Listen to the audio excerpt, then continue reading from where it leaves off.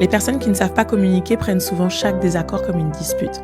Les personnes qui manquent de confiance en elles prennent chaque feedback comme une attaque personnelle. Et les personnes qui manquent de conscience d'elles-mêmes prennent chaque limite qu'on leur impose comme une trahison ou comme un manque de respect.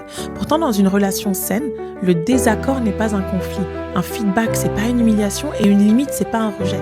Mais quand quelqu'un porte en lui beaucoup d'insécurité, de blessures ou un manque de maturité émotionnelle, il interprète absolument tout à travers ses peurs plutôt qu'à travers la réalité. Et c'est là que beaucoup de relations deviennent compliquées. Parce qu'on communique plus pour comprendre, on communique pour se défendre. On n'écoute plus pour évoluer, on écoute pour réagir. Alors que parfois, la personne en face n'est pas contre toi. Elle essaie simplement d'exprimer un besoin, une émotion, une limite saine. Et je pense qu'une grande partie de la maturité émotionnelle commence le jour où tu arrêtes de tout prendre personnellement. Le jour où tu comprends qu'un désaccord ne remet pas forcément en cause ta valeur, qu'un feedback peut t'aider à grandir et qu'une personne qui pose des limites ne cherche pas forcément à t'abandonner.